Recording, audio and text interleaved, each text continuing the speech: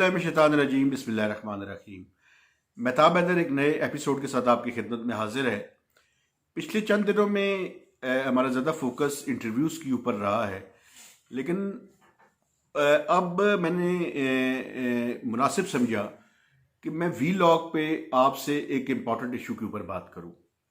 देखिए, ये जो फाइनेंशियल ईयर गुजर रहा है, इसमें एफबीआर ने अब तक जो रिटर्न्स अपने पास जमा हुई हैं उनके पास, वो तकरीबन कोई 1.8 मिलियन रिटर्न्स हैं, और ये पिछले साल के मुकाबले में तकरीबन 1 मिलियन रिटर्न्स कम हैं। लेकिन पिछले पूरे फाइनेंशियल ईयर में ये रिटर्न्स आई थी, और आपको पता है कि अभी कोविड है, और कोविड की वजह से एफबीआर, लेकिन उसके बावजूद एफबीआर ने ये फैसला किया कि वो जो 8 दिसंबर की डेट थी उसको मजीद एक्सटेंड नहीं करेंगे। एक अच्छा असूली फैसला है, लेकिन उसके साथ साथ उन्होंने जो कंसर्न चीफ कमिश्नर्स थे उनको इजाज़त दी कि वो अगर कोई ऑनलाइन या मैनुअल एप्लीकेशन फाइल करता है और कोई मुनासिब रीज़न बताता है तो उसको एक्सटेंशन दे दे। और ज़्यादातर केसेस में 1 हफ्ते से 2 हफ्ते की एक्सटेंशन उन्होंने, जिन लोगों ने एप्लीकेशन फाइल की थी, तकरीबन कोई 3 लाख से ज़्यादा लोग हैं जिन्होंने एप्लीकेशन फाइल की, तो उनको 15 दिन की एक्सटेंशन उन्होंने दे दी है। एक तरफ तो ये सूरत हाल है कि पिछले साल के मुकाबले में 1 मिलियन रिटर्न्स कम दाखिल हुई हैं, लेकिन शहबाज गिल साहब को कौन समझाए। वो इस पे बड़ी ट्वीट्स करते हैं और ये कहते हुए पाए जाते हैं कि प्राइम मिनिस्टर इमरान खान पे लोगों ने अपने एतमाद का इजहार करते हुए पिछले साल के मुकाबले में ज़्यादा रिटर्न्स जो है वो जमा करवाई हैं।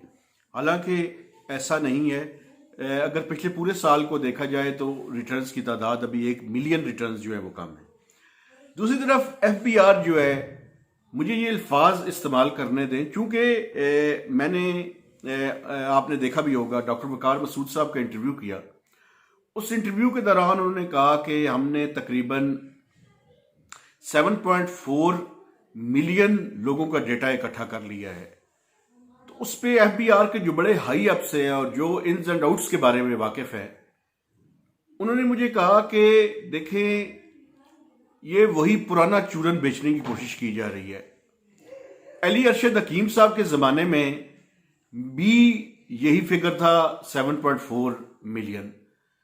तो अगर अरशद हकीम साहब जो है वो पीपल्स पार्टी के ज़माने में एफबीआर के चेयरमैन थे, 2010 से 11-12 में वो चेयरमैन रहे, तो अगर उनके ज़माने से लेकर आज तक उन लोगों को टैक्स नेट में शामिल नहीं किया जा सका, तो एक दफ़ा फिर वही बात की जा रही है और फिगर भी वही है।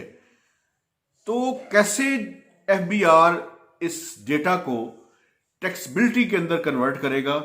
और आपको याद होगा, अगर आपने मेरा वो इंटरव्यू सुना हो, तो मैंने उसमें उनसे सवाल भी यही पूछा था कि आपका सबसे बड़ा चैलेंज है, और डॉक्टर साहब ने भी मुझे कहा था कि ये हमारा सबसे बड़ा चैलेंज है।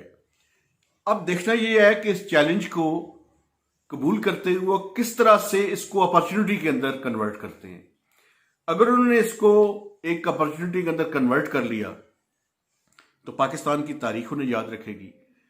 लेकिन पिछले 10 सालों में एफबीआर नाकाम रहा है, तो उन्हें उन वजूहात का भी जायजा लेना पड़ेगा कि वो कौन सी वजूहात थी जिनकी बुनियाद पर एफबीआर उस डेटा को पोटेंशियल टैक्स पेयर्स में कन्वर्ट करने में नाकाम हुआ है।